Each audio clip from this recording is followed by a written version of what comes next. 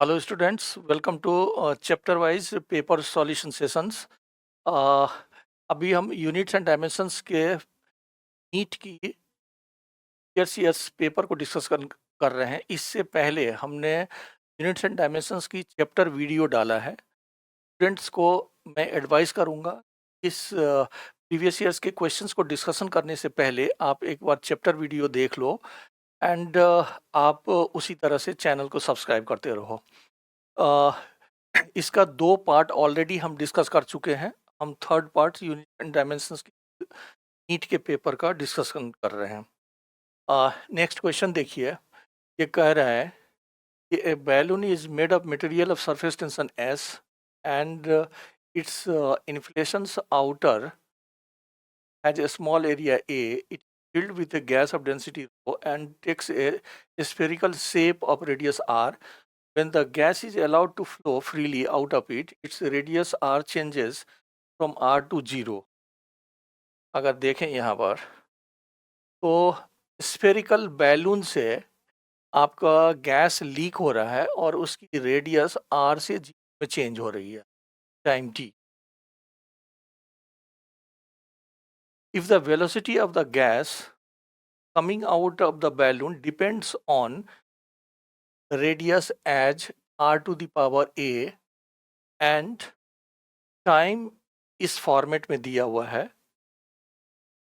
और फिर से देखिए, ये कह रहा है कि एक बैलून है एंड उससे सपोज करिए कि गैस लीक हो रही है एरिया ए से एंड ये ऑलवेज स्फेरिकल शेप को मेंटेन कर रहा है।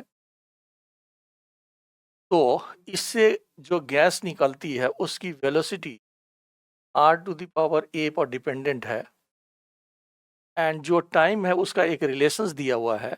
तो इसमें alpha beta gamma and delta की वैल्यू को फाइंड करना है। अब यहाँ पर अगर देखेंगे तो यूजुअली हम लोग इसको एनालाइज करते हैं डायमेंशनल एसी से। जैसे अभी क्वेश्चन मान लो ऐसा है कि कोई quantity force velocity and time पर डिपेंडेंट है, तो हम F to the power a V to the power b T power c लिख लेते हैं और डायमेंशनली इक्वेट करके कर लेते हैं। लेकिन यहाँ पर अगर देखेंगे तो यहाँ पर थ्री टर्म से ज़्यादा है, तो डायमेंशनली इस रिलेशंस को ऑब्टेन करना थोड़ा डिफिकल्ट होगा। तो यहाँ पर अगर देखें तो मैं इसको देखता हूँ कैसे कर सकते हैं। डायमेंशनली ये पॉसिबल नहीं है। आपको एक रिलेशंस दिया है कि velocity is dependent on radius to the power a and time dependent है। ये मैं कलेक्ट कर लेता हूँ पहले। आपका टाइम डिपेंडेंट है S to the power alpha a to the power beta rho to the power gamma. तो S to the power alpha a to the power beta S to the power alpha a to the power beta and density power gamma and are to the power delta. ये relations को establish करना। एक बार फिर से देख लीजिए। S to the power alpha, S हमारा सरफेस टेंशन है, a to the power beta rho to the power gamma and are to the power delta.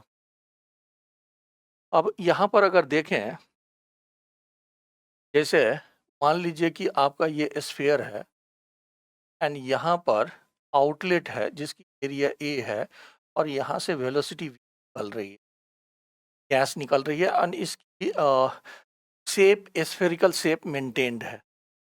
तो अगर अंदर का प्रेशर P1 लें एंड बाहर का प्रेशर P2 लें तो बर्नौलीज इक्वेशन से P1 equal two plus half rho ऐसा लिख सकते हैं।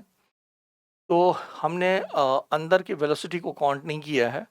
यहाँ से 1 minus P equal to half rho v square लिख सकते हैं एंड यहाँ पर P1 माइनस P2 को 2s अपन आर हम इंस्टेंटेनियस रेडियस लिए हैं and equal to half rho v square लिख सकते हैं। तो यहाँ से अगर देखें तो वेलोसिटी का वैल्यू 4s अपन आर रो का अंडर रूट आ गया, 4s अपन आर रो का अंडर रूट आ गया। इसका मतलब आपका जो वेलोसिटी है वो डिपेंडेंट है surface tension to the power 1/2 and are to the power -1/2 and rho to the power -1/2। ये रिलेशंस हमने इस्टेब्लिश कर लिया। Velocity surface tension to the power 1/2, radius -1/2 and are to the rho to the power -1/2। अब यहाँ पर देखेंगे तो ए का वैल्यू इस क्वेश्चंस में यहाँ से ए की वैल्यू -1/2 आ गया, ए की वैल्यू -1/2 आ गया। अब अगर ऑप्शंस देखें अगर, तो ए की वैल्यू -1/2 एंड -1/2। अब देखेंगे ऑप्शंस में तो दो ऑप्शंस में ए की वैल्यू -1/2 है। अगर क्वेश्चंस में ऑप्शंस में सिर्फ एक ही ऑप्शंस में -1/2 होता तो हम यहाँ पर उस ऑप्शंस को करेक्ट कर देते एंड आगे सॉल्व नहीं करते, जिससे हमारा समय बचता, क्योंकि हमने a इजकल टू -1/2 को ऑब्टेन कर लिया। लेकिन एक ऑप्शंस में डेल्टा की वैल्यू 5/2 है एंड दूसरे ऑप्शंस में डेल्टा की वैल्यू 7/2 है।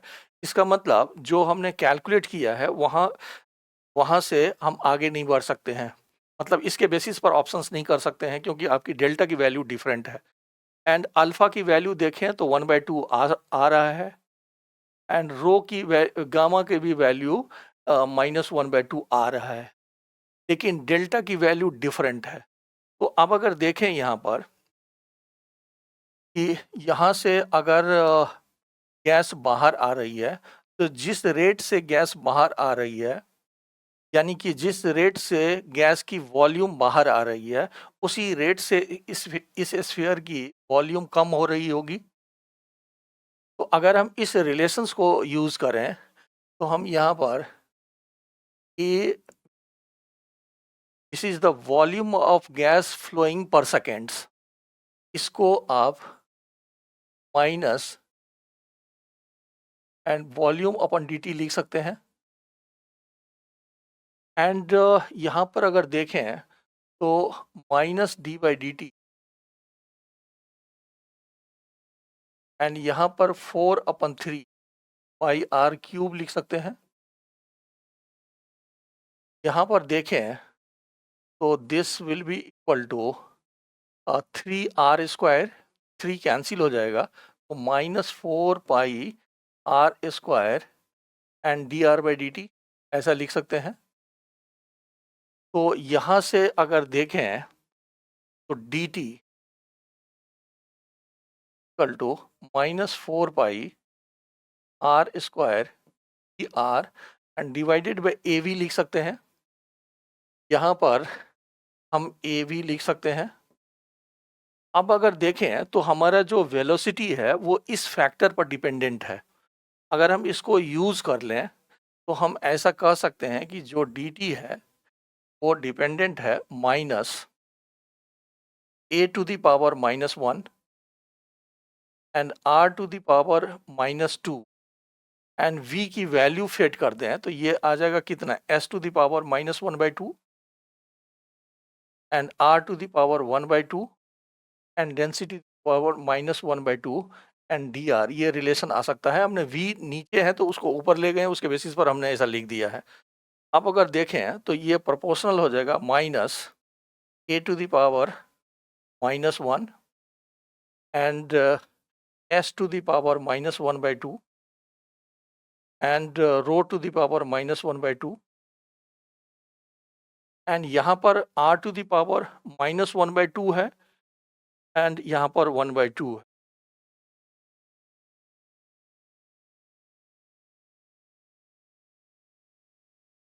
नहीं, ये तो स्क्वायर है ना, ये r² है ना, ये r² है यहाँ पर। तो 1/2 एंड प्लस 1/2 तो ये r⁻4/5 एंड dr हो जाएगा। अब इसको हम इंटीग्रेट कर लेते हैं यहाँ पर, तो ये dt को अगर इंटीग्रेट कर लें तो इसको हम 0 to t टाइम में करेंगे एंड इसको r2 को करेंगे। तो यहाँ पर हो जाएगा r to the power 7/2 and 0 minus लिखेंगे तो ये माइनस हमारा खत्म हो जाएगा।